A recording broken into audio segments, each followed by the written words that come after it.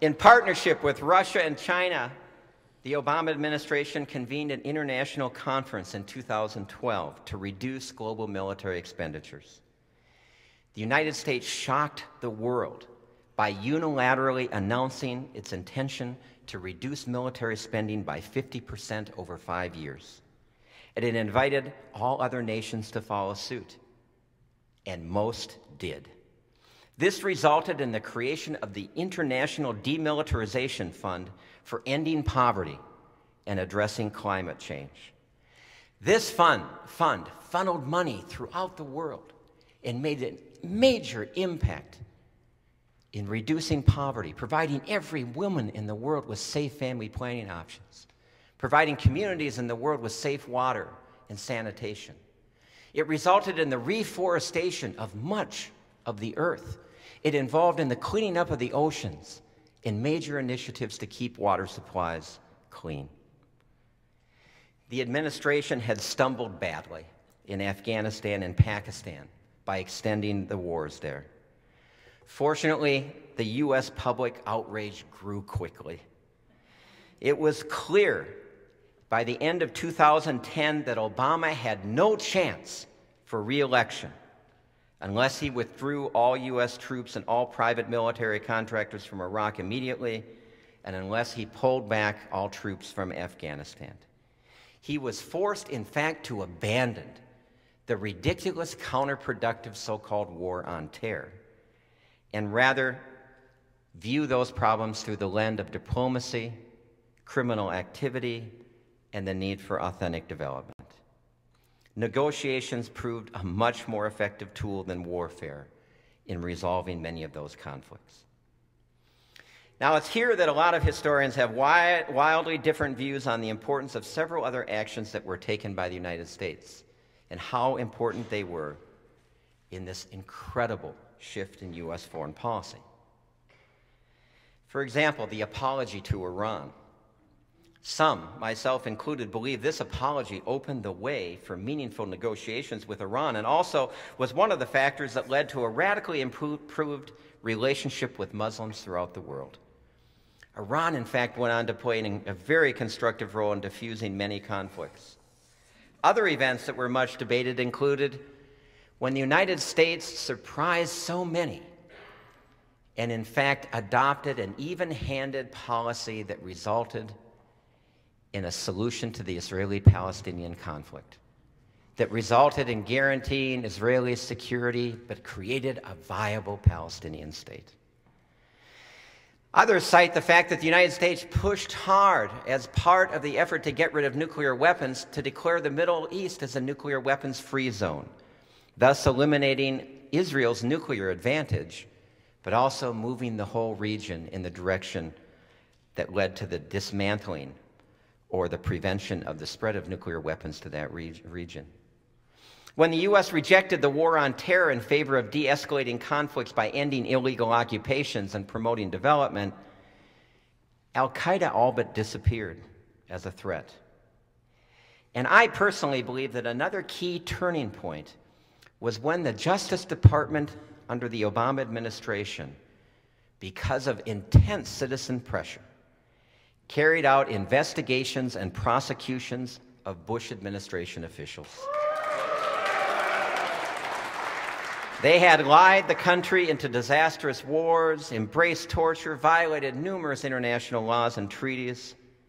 And I think that, as much as any other single act, sent a powerful message to the world that the United States, in fact, was changing, and that we were ready to commit our future to international partnerships and international laws. Another key turning point, and this can't be overemphasized, was the vital role played by young people, especially those galvanized by the demand that politicians address climate change. There are many, many heroes in this story. Jim Hansen, the lead environmental scientist at NASA, the Intergovernmental Panel on Climate Change, Lester Brown, others that had called for taking this issue seriously and seeing it as the gravest threat to the security of the planet. But in my writing of history, I credit the students connected to Power Shift, the nationwide movement of students that gathered year after year in Washington, D.C., first 100,000 strong, then 500,000, then 1 million, demanding the possibility of a decent future. They were the ones that forced a reassessment of priorities in this country in ways that we had not seen. Others point to the failure of the bailout plan to rescue U.S. automakers as the key turning point. It was this failure combined with the necessity to address peak oil and climate change that led to the road to peace conversion. It in fact led to the greatest mobilization of peacetime resources in history, away from military spending to other things. It's as if the prophetic voices of Eisenhower and Martin Luther King Jr. had been internalized by a whole nation. Now, not only were those auto plants producing electric cars, they had been retrofitted and were mass-producing windmills and mass-producing the electric trains and public transit systems that we now experience every day and now take for granted. This peace conversion linked to the climate agenda allowed the United States in a period of 10 years to produce all of its electricity for renewable sources and to be well on the way to cut carbon emissions by 90% within a period of 15 years. One of the greatest achievements in world history. You know, others point to a key moment as campaign finance reform as the key to political changes that allowed the great transformation. Let me tell you, this was an amazing time to be alive, and I was pleased to be a part of it. But there's one other explanation for the great transformation. And when I write my history of this period, it will be featured front and center. You may remember that Obama campaigned on a message of hope and change. But it turned out it was pretty clear fairly early on that he was not able to fully embody that hope and change within the political constraints of his office. What he and many others didn't understand, however, was how deep the desire for authentic hope and real change was in the U.S. people.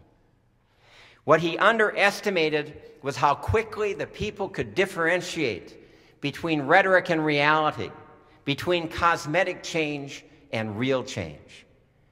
And the people galvanized, the people organized, we the people forced the real hope and the real change. This was a time when religious groups set aside their differences and united to work to bring about the changes that we needed to make to respond to climate change.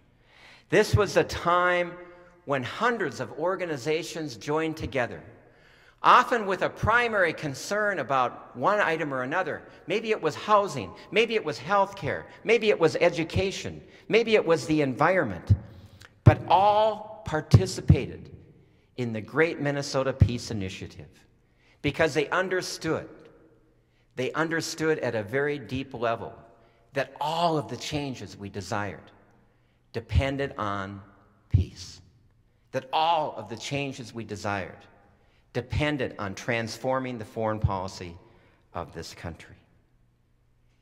That is the history that you and I are called to create. Thank you.